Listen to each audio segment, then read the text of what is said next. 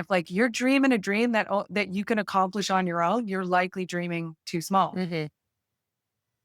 Hmm. So that's the difference between meta performance and high performance for us. And meta doesn't mean like your favorite or least favorite social media company. It doesn't mean, it's often self-referential where people will say like, oh, that's meta. And we don't mean it that way. We mean meta performance in the sense of transformation.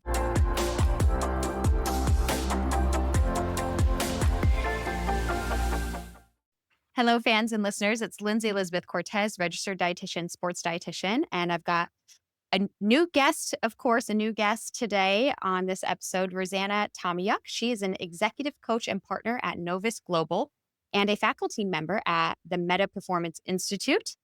She's an integral master coach and professional certified coach with International Coaching Federation and is certified in 6 psychometric assessments. Rosanna teaches executives and professional athletes to transform their view of failure and develop a meta performance mindset. Before her current career, she worked as an HR executive and was also a member of the Canadian women's water polo team for 10 years. At 17 years old, she became a junior world champion and continued on to win various international medals with Team Canada, including 2 silver medals at the Pan American Games and a silver medal at the World Aquatic Championships. Rosanna lives in Collingwood, Ontario, with her husband and 2 sons. Rosanna, thank you for taking the time to chat with me and my audience today. It's my pleasure, and it's great to meet you. And it also was great to learn about you and read your story on your website. So thanks for just your journey as me being a former professional athlete. I recalled the nutrition journey that I had myself as an athlete, and it brought me back to how significant it was to me. Yeah. So I sort of wish I knew you back then. Oh, well, thank you for that. But that's why it's so great even to hear you share that. So, as girls who are 15, 17, 20 are listening and saying, "Oh, I want to be a professional athlete." You were there and value the Yes. importance of nutrition. And so hopefully they can hear your words. And just to kind of maybe I've got lots of questions. We're definitely going to talk about your role right now as a meta performance coach because that's huge. But this is a nutrition podcast. And maybe we could actually just start there a little bit because you mentioned you wish you had known me back when you were competing. I'm curious to know, what was your nutrition journey like? Was it okay? Was it lacking? Did you ever meet with a dietitian? Yeah, so as you said, I was a member of Team Canada, a water polo player for 10 years. And, so my athletic expression was in the water, and water polo players were various different sizes because water is part of it, and you become very buoyant. Like there's lots of available weights Y- that you can be and still be a really great athlete. And Yeah. and so I happen to be quite muscular as a person, and I was able to like get really strong. I was 30 pounds heavier then than I am now, Wow. which and I like 2 kids later, like I'm still 30 pounds lighter than I was as an athlete. Yeah. So very And muscular, so very strong. I was very muscular. I was very strong. I think about like in 2011, we had started taking creatine. Like creatine was actually not very, it was like sort of at the beginning of the conversation, and it was more about like bulking up and Yeah. not the brain health around Oh, it. yeah. So I remember we started using creatine as a way to like get stronger. And but going back to nutrition, I often had different conversations about my weight and whether I was happy with it, whether I felt comfortable with it. I would often also eat like to deal with the high pressure Mhm. of the journey that I was on to become, the greatest water polo team in the world. And so I was often battling with food. I felt Yeah. like it was like not wanting to eat too much, but then not eating too little. And then I would try different diets and then saw how they impacted my energy. Mhm.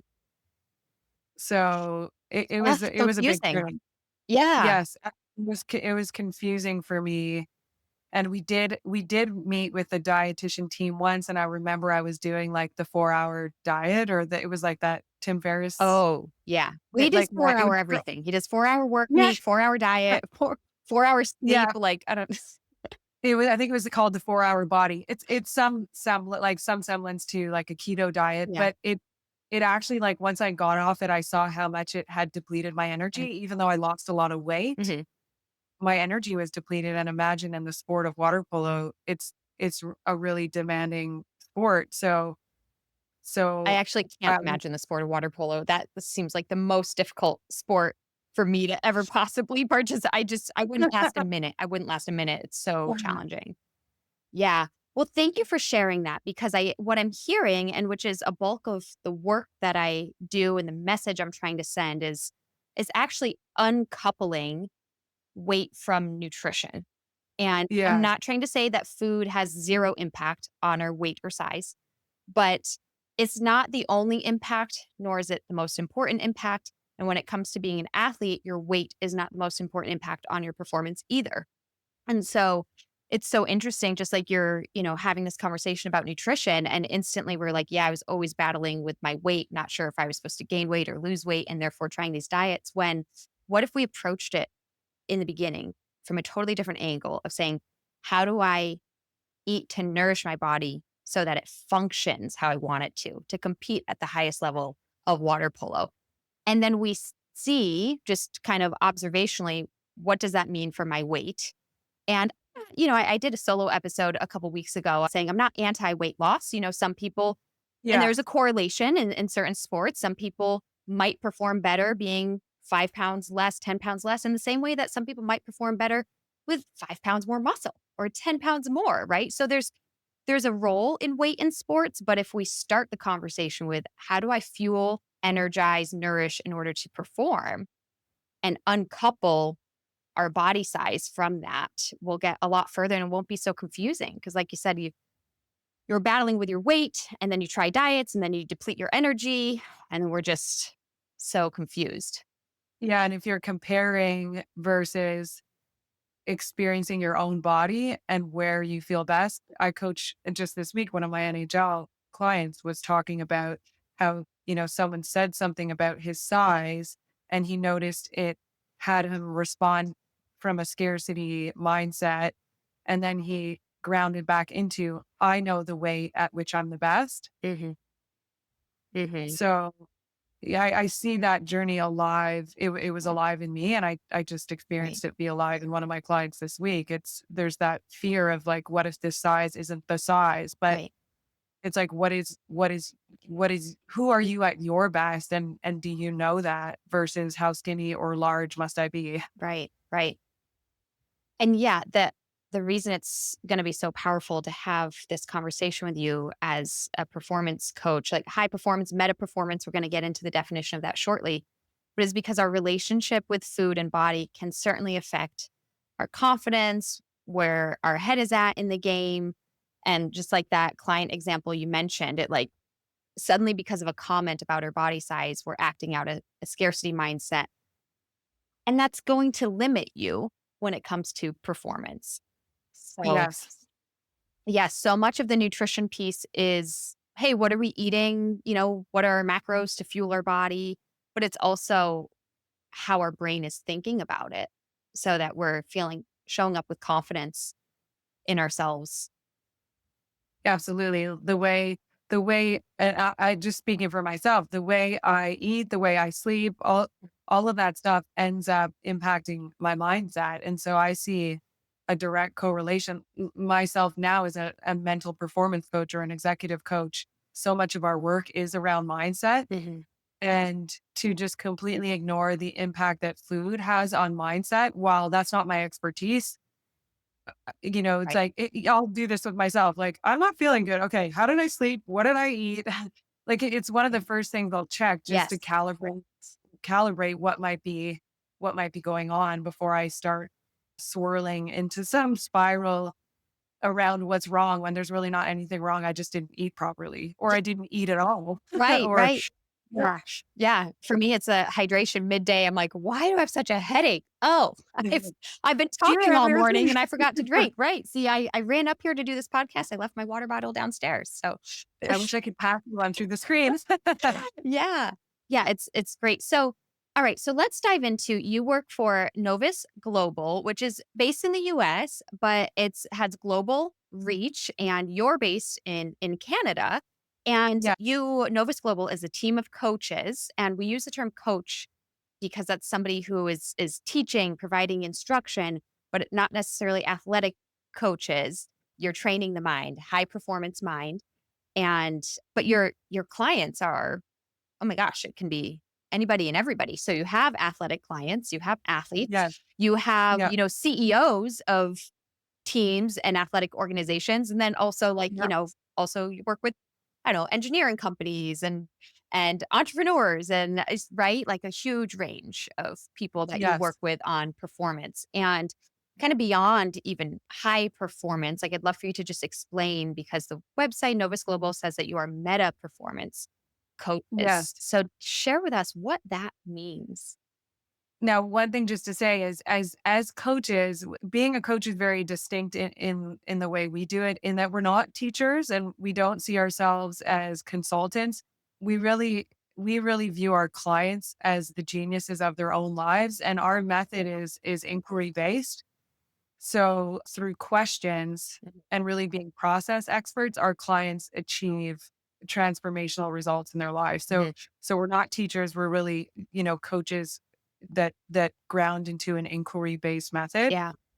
And then as you said, whether I'm coaching professional athletes in the top leagues in the world or CEOs of Fortune 100 companies or we span the gamut of industries as you said, what is in common with who our clients are is that they're high performers. Yeah. And what our CEO actually stumbled upon almost by accident was when he was working with a Fortune 10 company and was exploring what their challenges were. Mhm. The leader he was speaking to said, "Man, like we've got a lot of high performers." And he was like, "Hold on a second, like, wait, you're saying that like it's a problem?" And then in that conversation discovered like, yeah, there are some really predictable things that arise when high performers are high performing. And like they're resistant to feedback because they're the best. Uh-huh. And it's like, who are you to inform me when I'm the best? And they can, like hoard knowledge because they want to be the best and they want people to rise, but they always have to rise. Like Yeah. it's like king of the hill. Yeah. Like as long as you're like me minus one, it's fine that you rise, but we don't want you at the top of the hill because that's my place. Yeah. And so they're resistant to feedback. They can hoard knowledge. They can experience their lives as like simultaneously overwhelming, but then I also kind of boring. Or the way I've experienced it myself is like I'll lack passion because I'm like doing so much and overwhelmed by my desire to be at the top that like I lose my purpose. Mm, And so there's these predictable problems that this leader was speaking about. yeah. And so that caused our CEO to be like, okay, so what's after high performance? Like what comes next? When you're already good at something, like you're already great, Yeah. and then you hit this sort of ceiling in your own experience of your life, like what's next? Yeah. And that's where this term meta performance was coined. And it's it's about really what's next once you're a high performer, what's next? And high performers are all often sitting in this question, how can I be the best? And and it's this finite journey, like you get to the top of the mountain. And when you're in a meta performance mindset, which is different, you're sitting in the question of what am I capable of? Mm, Which ends up being that there is no mountaintop. It's a mountain with no top, and it's like a lifelong exploration versus an arrival at some finite destination. mhm. And we'll actually say that when you're in a meta performance mindset, it's not simply the question, what am I capable of? It's what are we capable of? Yeah, because it's a lot more expansive. exactly. And if like you're dreaming a dream that you can accomplish on your own, you're likely dreaming too small. Hmm. Hmm. So that's the difference between meta performance and high performance for us. And meta doesn't mean like the your favorite or least favorite social media company. It doesn't mean, it's often self-referential where people will say like, "Oh, that's meta." And we don't mean it that way. We mean meta performance in the sense of transformation. Yeah. Like if you think of metamorphosis when a Yeah. caterpillar becomes a butterfly, it's like when you explore what you're capable of, what your team is capable of, there is transformation that is a part of that mix because you end up reinventing yourself. Hmm. And for us, that's really exciting. Like for our clients, getting to be on that journey with them where they become a new person. Hmm. It's it's really, really it's why I do what I do. Yeah, this is really powerful. I'm just thinking about things in my own life and other scenarios in the athletic spectrum of how this works. Also, I might not get the statistic completely correct, but it's something like 92% of females in C suite positions, like a CEO, are actually former athletes, like high Yeah. level, like Division 1 or professional athletes. So it's this correlation that if you're a high performing athlete, you have this high performance mindset that translates over into, the business world and into a career where high performance, you can get to a really high position. Yeah. But also I love how, so that's, great, but I love how you're mentioning problems that arise in high performance because I've seen that in my Yes. life. I've seen that. I actually, sorry to be super personal, but me and my husband, I would say we're both high performers in different fields. But man, sometimes when we're both in our high performance mindset, like it's just it doesn't work. We're not working together. And Yes. that's where, Yes. yes, Absolutely. when you're too much of a high performer, you're maybe not so like team based, or you're not acting out of service, or yeah, because you're focused on this one singular goal of your own that you're trying to achieve. And definitely when we're talking about high performers in the executive world, in the business world, as well as on an athletic team, there is a point where that is not helpful because you're supposed to function as a team. Yes. What's best for And you is going to be what's best for the business. What's best for the business is what's best for you, and vice versa. So you do need to transform, as you mentioned, into kind of that next level that you guys are focused on. Yeah, absolutely. And one thing I didn't mention about high performers, and this is again like why it becomes unresourceful. Cause like I'm a fan. That's been most of my life, right? I was like, we joke around and we're like, I'm a recovering high performer. And I slide into that mindset regularly every day. Like it's not bad. Right. And we're very mindful of not moralizing where you sit. And what it can lead to, and this is really our experience working with the best, is that people burn out. Yeah. And so if you want to have a legacy with your life and you want to have sustainable leadership and lasting results, then what we've seen is that high performance can get in the way of that. Hmm. Yeah. So it's an other motivation, and I'd even say for me personally to get to step beyond high performance is because like I want to be fully present and here for the long run. Yeah. And we've seen lots of people burn out and have to just totally take a time out from everything because they've just like run too hard. Yeah. When you were mentioning that having too many high performers, what are the common problems? And that's where my mind went first, was burnout, because that's what Yes. I experience in my personal life. Is I'll go, go, go, go, go, and it's like achievement, success, and then I don't it depends on exactly what I'm talking about, but it could be months or it could be years, but suddenly it's like when I'm done, I'm done. Yeah.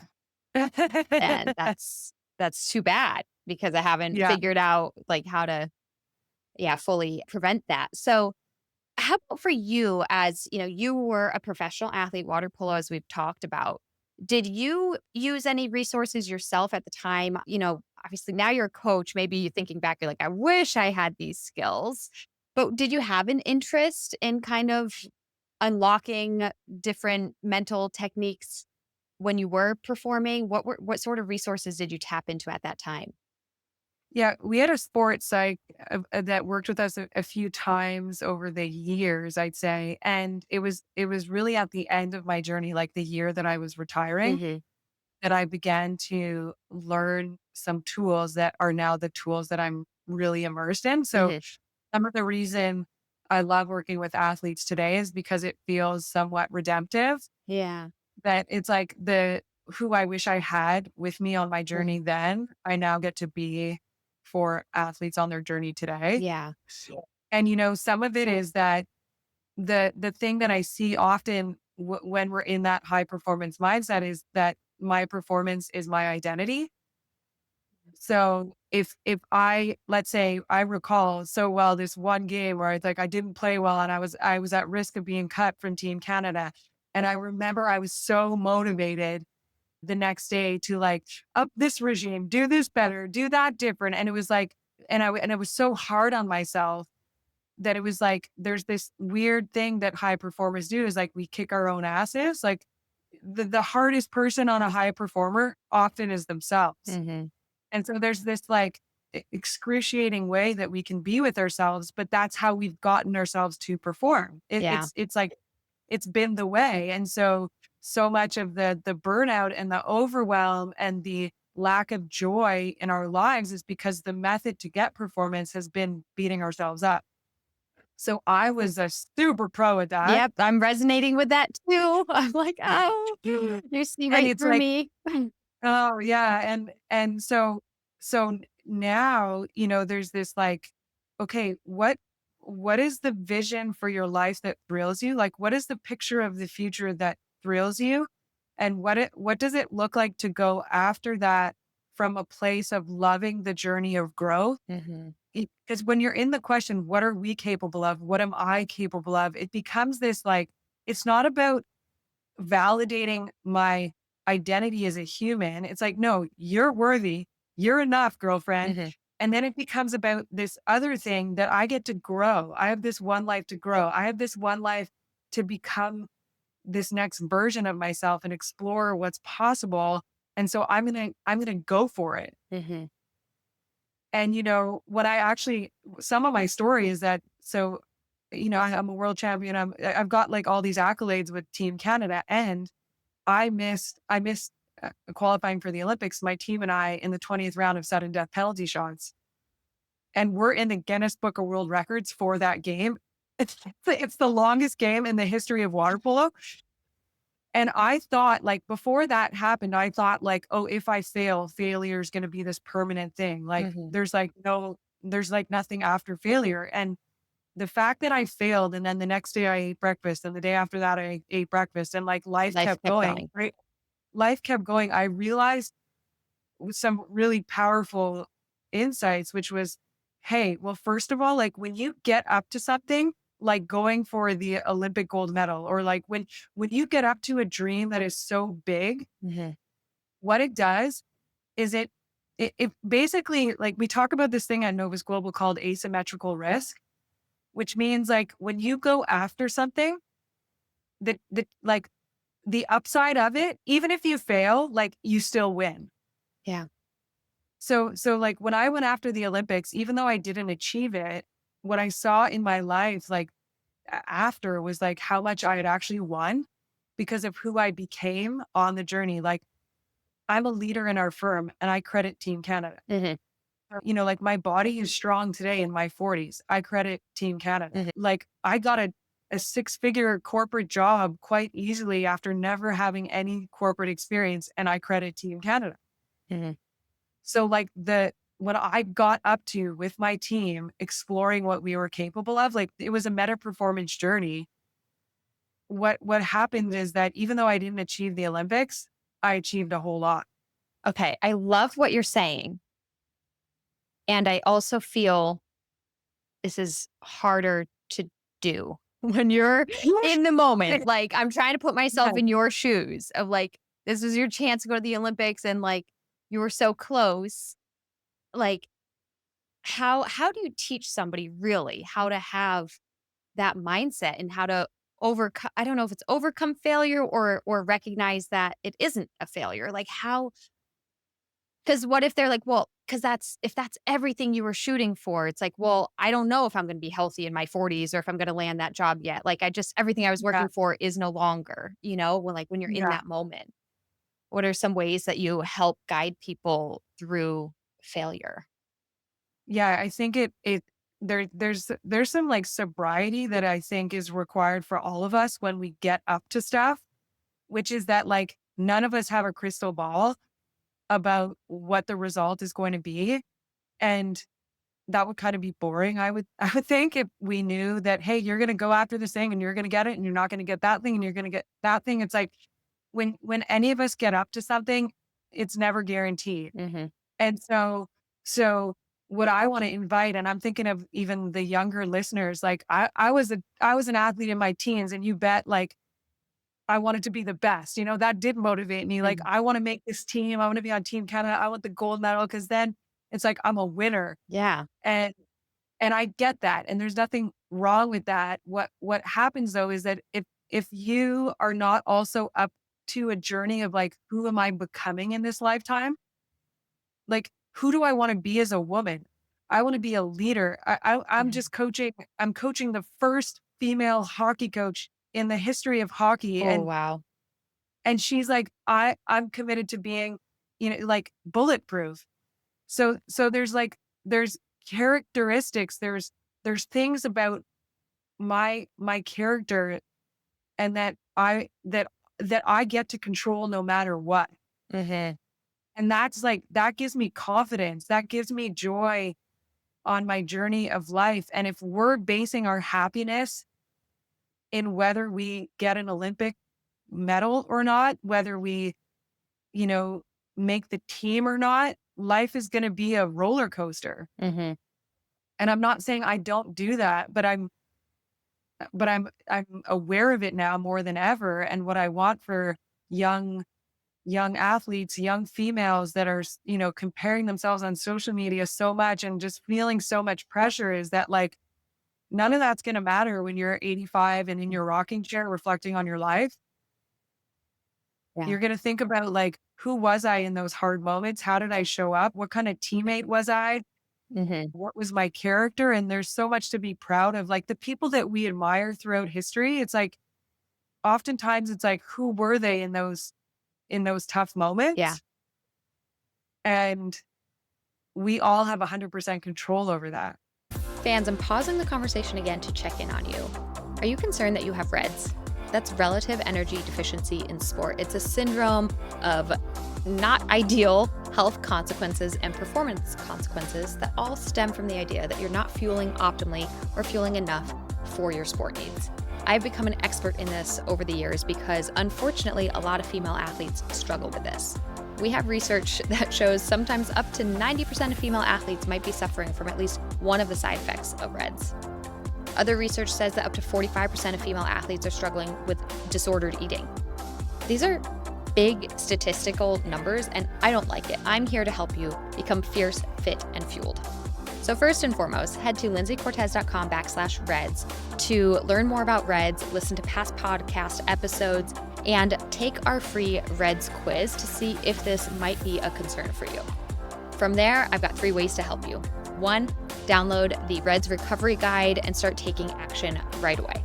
2, join our REDS Recovery membership. For a very affordable $15 a month, you will have access to me as a sports dietitian to educate and empower you to fuel better. We meet once a week for live calls, Q&A. You have access to the recordings if you can't join live, and a community group chat to support, encourage, and motivate you along the way to fuel fiercely.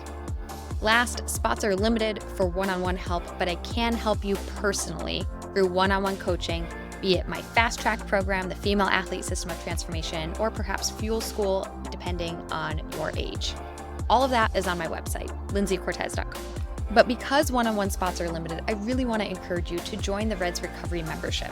We live in a world where it's very easy to just pop online, read an article, listen to a podcast, and I think we do a decent job at getting information out there, but we all need someone to talk to and really ask those personal questions And also be open and honest in a community that's going to support you in your fueling needs and goals. And that's exactly what this membership is. So only $15 a month. We meet once a week and you will be provided with so much education and empowerment and support. I know you won't regret joining. Head to lindseycortez.com/Reds, and there you will see the Reds Recovery membership that you can join and join us this week. It's time for you to be fierce, fit, and fueled. I really love using the word character, and Mm, especially for our young listeners, because just self identity is being developed. In your teenage years, you're a kid, you're just a kid. And somewhere along the lines, you realize, like, oh, you have this awareness, this consciousness of like who you are. You're questioning that and you're trying to figure it out. yeah, And then, of course, with age comes the wisdom that like my identity can morph and change. I used to be an athlete. Now I'm a mom or I'm both. You recognize that you have these different variations of yourself. But I'm just speaking to our young listeners. You're like developing your identity, but even deeper than that is your character, I think. yeah, And yeah, it's how you show up. I was that word you mentioned resonated with me because I have this memory when I was competing in gymnastics in high school and my grandfather was very sick. He had a surgery and it didn't go well.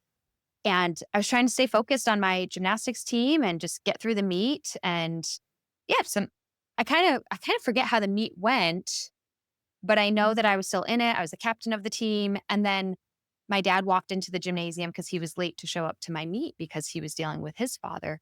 And I, right. went over there and I was able to support my dad. And like I mentioned, things were not going well with my grandfather.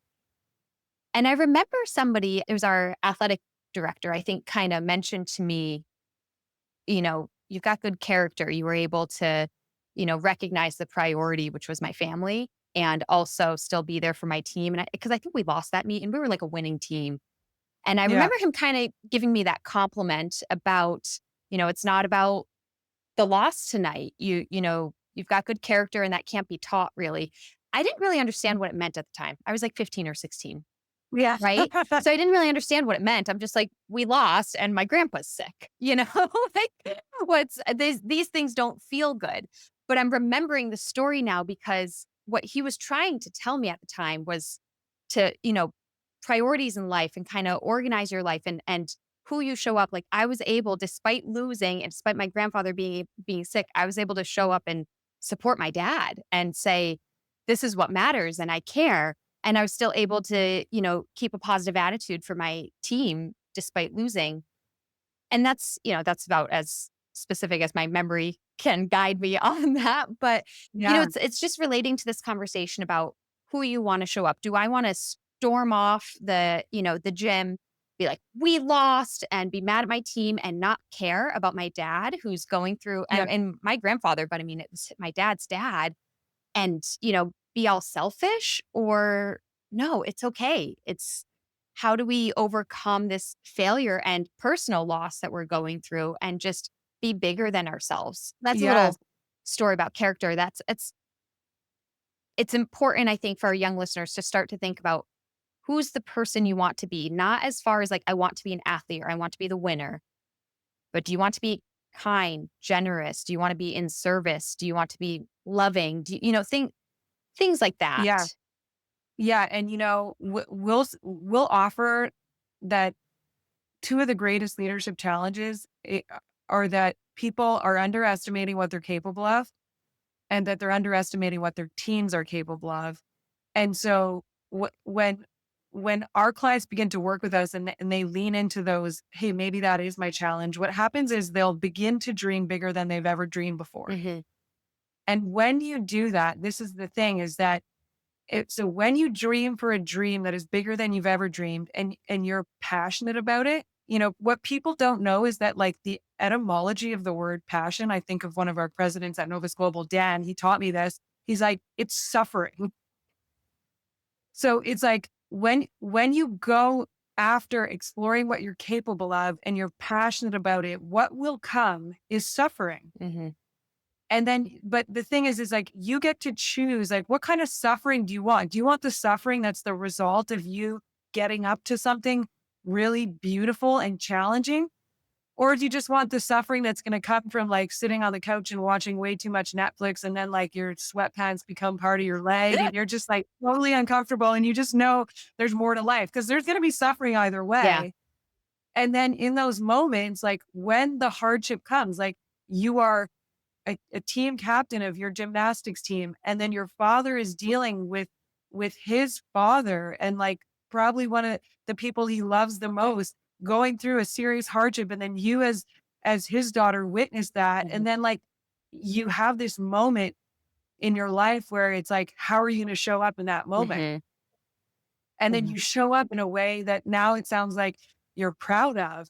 And you look back and you're like, Lindsay, like that was beautiful. And that my Yeah. coach said that thing to me. And I didn't even get what that was, but Thanks for like, making me on my own podcast. but it's like you showed up Yeah. and what like what we want. And I'm thinking about like why I'm so touched by like our vision is like we want to lead humanity into going beyond high performance. Like Yeah. that like you can sure, you can like win at sports and that's a lot of fun. And I love games. Like I want to compete at everything. Mhm. And there's more. Like Yeah. there's more available to all of us. And if we're not afraid to fail, because we're not afraid that like failure isn't a sentence about like your identity that you're not worthy. It's not. It's like just the path to success, man. Yeah. So if you dream big, you're likely going to fail at some point, but you're going to have so many moments like where you get to shine and show who you are. Mhm. And if you keep at it, like success is going to come. Like that's the asymmetrical risk that I mentioned a few minutes ago is like, I want all your listeners on this podcast, 14, 15-year-old women to like dream bigger than they're dreaming because of like the what it's going to create for your life. Again, even if you don't achieve it, like I'm sitting here and I never get to put OLY next to my name. That's like right now Olympians get to put OLY next to their name. Mm. That was like a thing that they added a couple of years ago. And I was like, damn it. Like it still burns for sure. I'm not saying like failure doesn't hurt and that there's not grief and like real tears that we shed. Like I cried a lot of tears when I didn't become an Olympian. Like I can get emotional about it right now. Yeah. And see, like you got me emotional. Thanks. And like I promise you, like my life is really full right now Yeah. and really beautiful. Well, and you can also be, sorry to speak to that, like kind of more divine of like, maybe that's why it's so beautiful. Maybe that's why your life is so full. This is the path, right? And but ultimately Right. too, what you do at Novus Global is like understanding that yeah, when you hit failure, that's not the end. And Oh that's no. right.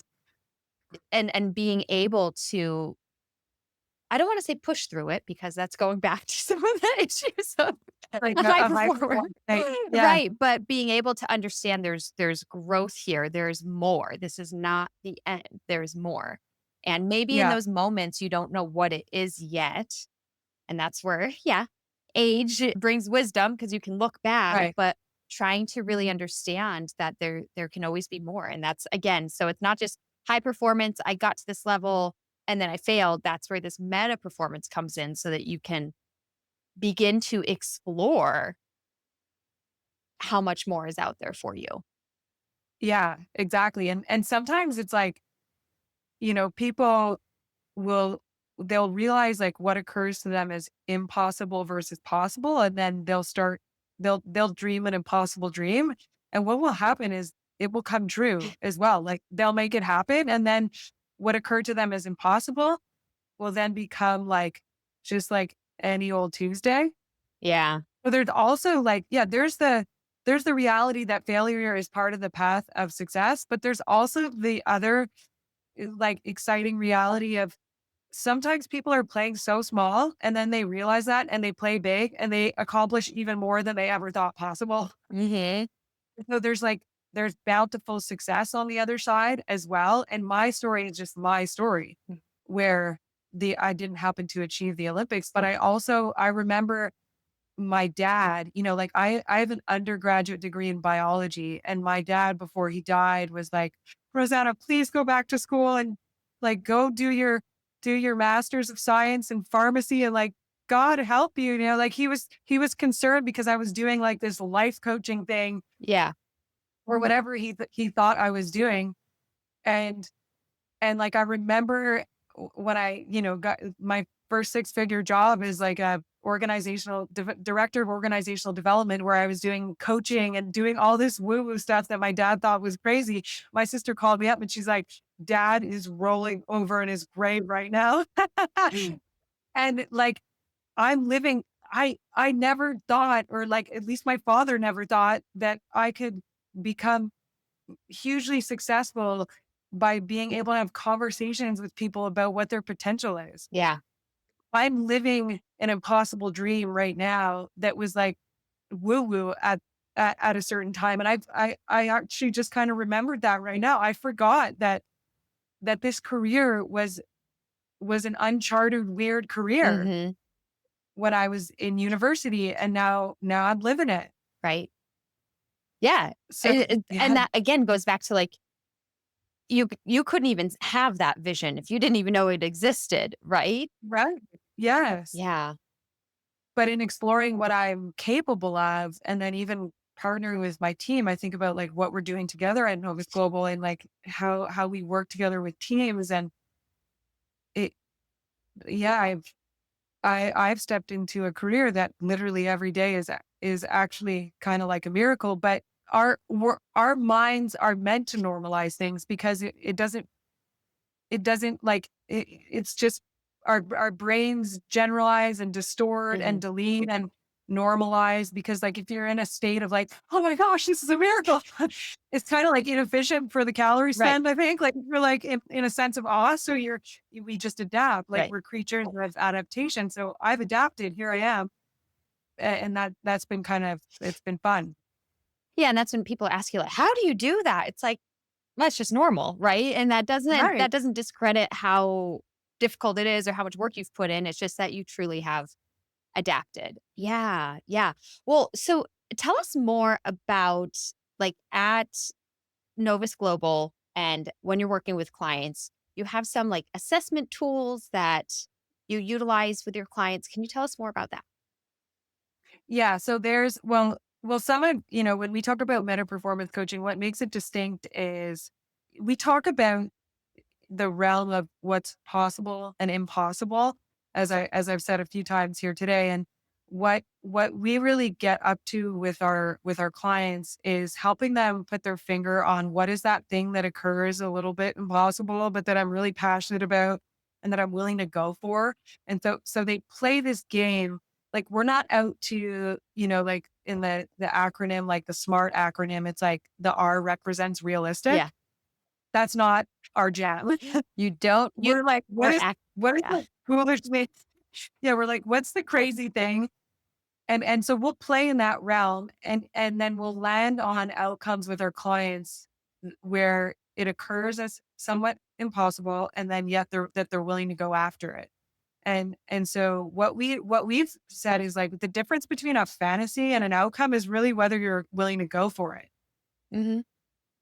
And so that makes our coaching distinct. And then when we get into the coaching gym with our clients, oftentimes, we talk about just how the world occurs to them, and we know that the brain likes to be right.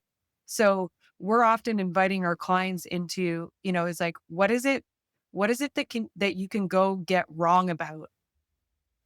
Like even the founder of Pixar, Ed Catmull, in one of his books, Creativity Inc., he says that like every day he wakes up knowing that he's wrong about something and it's his job to go find out what. Yeah.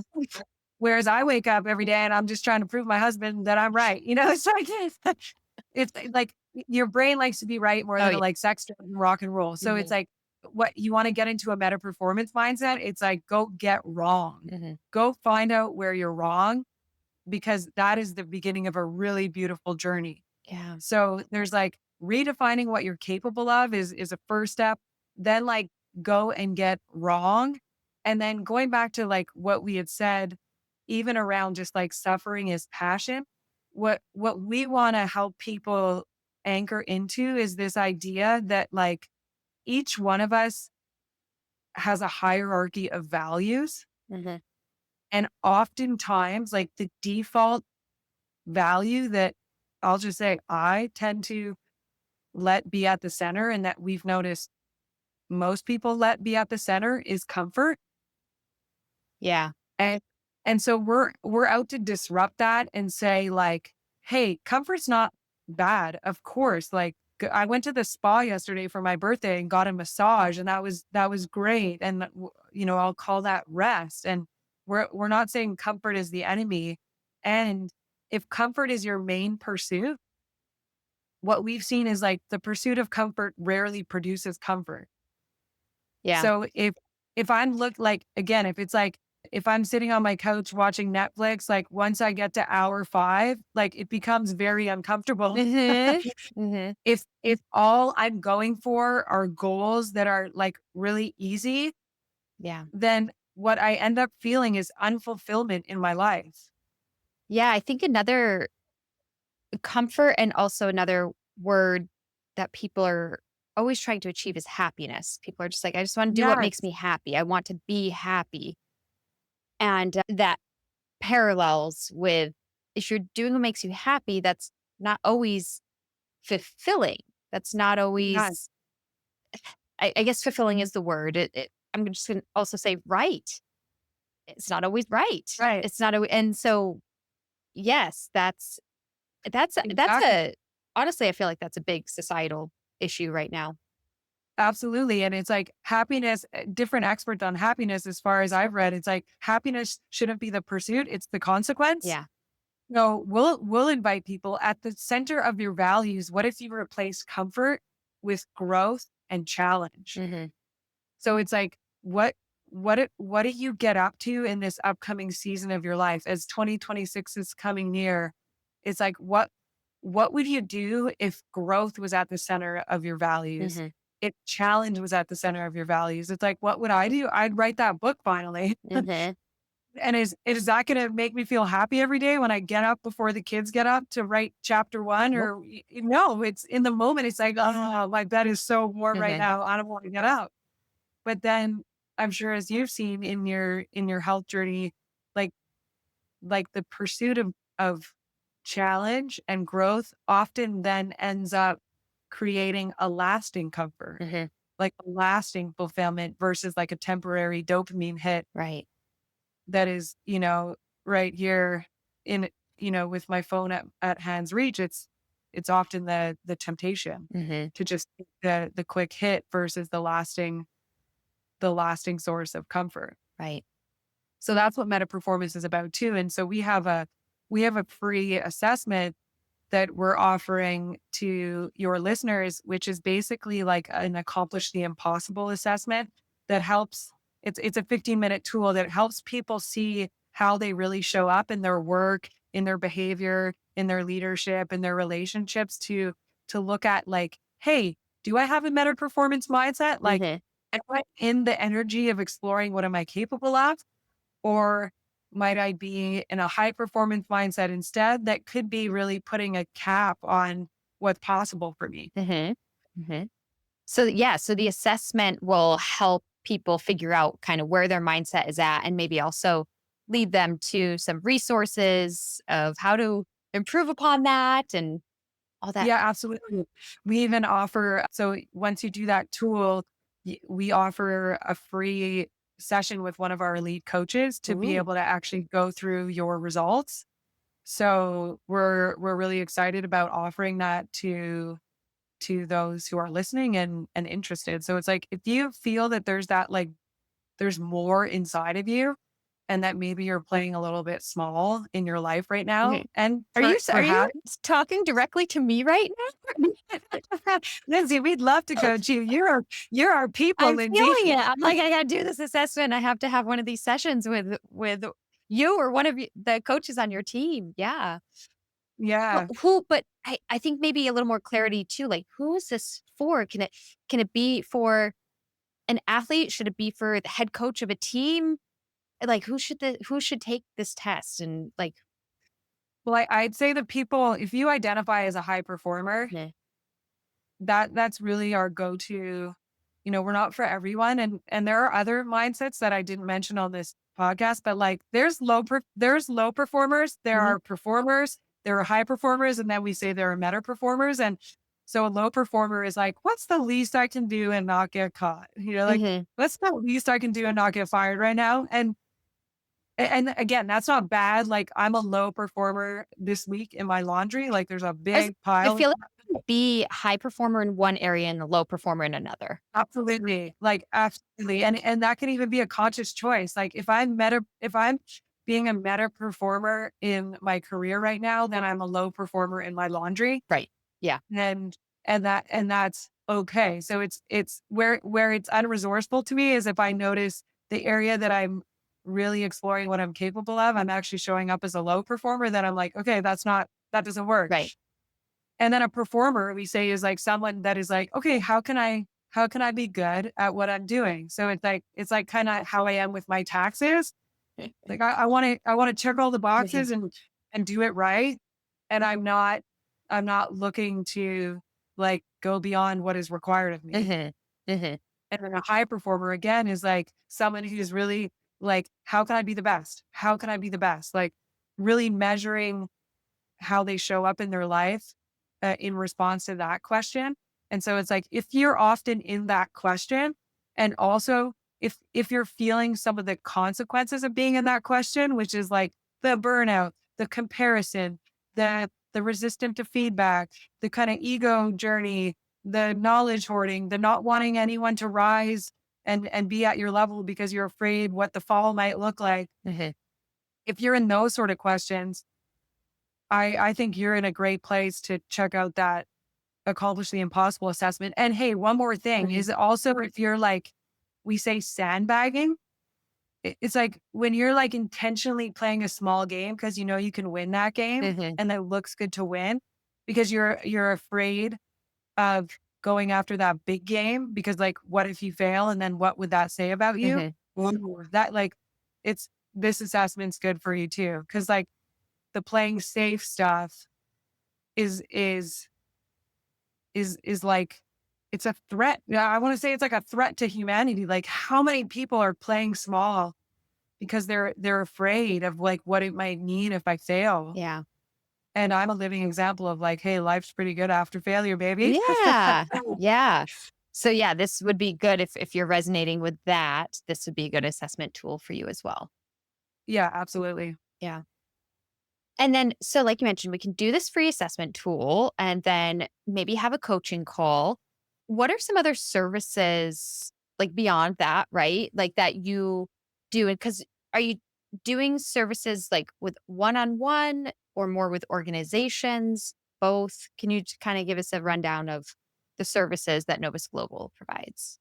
Yeah. So we'll work with people on an individual basis. Like, if I think about our pro athletes like that we coach, they will hire a coach and work with a Hmm. coach.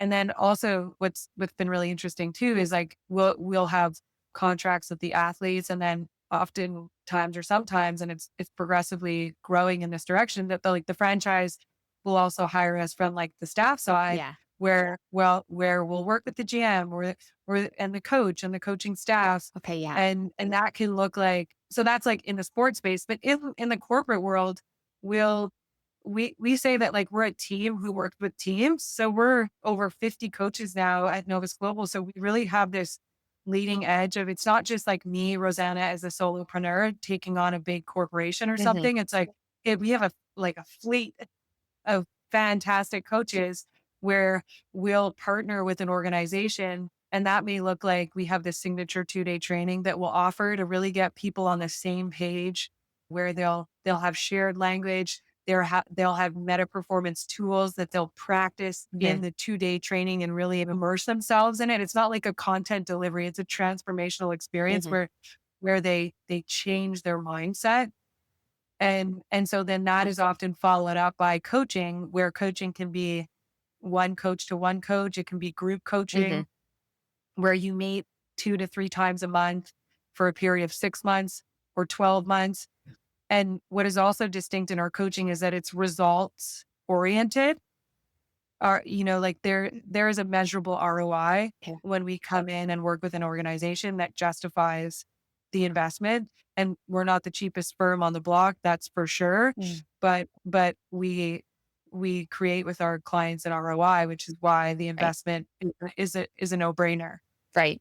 And again, you're So working with high performer. yeah, So the yeah, ROI is going to be there. Because it's like you have your proven systems. You go in and, work and implement these skills and knowledge on, with an organization, and they take it and they start yeah. implementing it and they see the ROI. Exactly. And yet it's not like a program because what we really do is meet our clients where they're at, and each organization has their own cultural challenges.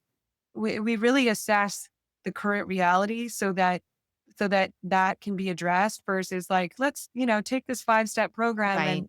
we'll get the result. It's it's not really like that when you do get into what's going on. There's really like nuance and a tailoring to what's exactly going on in each organization. Because yes, every organization, surprisingly, is there's lots of similarities from client to client And because we're dealing with humans and humans are humans, and every organization and person is also unique. And the ability to to speak to both of those is important. amazing. Well, thank you for explaining that a bit more. And again, we'll have links to Novus Global and specifically this free assessment tool in the show notes for everybody to check out. And Rosanna, before we wrap up this conversation, we'll end with some fun questions. You ready? Oh, okay, let's do it.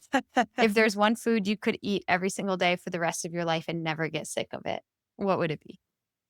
One food. Clementines, maybe? Really? That's a new one. I got a great orange this morning. Yeah, I like fruit a lot. Yeah. And they are so easy to peel. So you won't get Right. frustrated eating it every single day for the rest of your life. Absolutely. What is your favorite sport to participate in?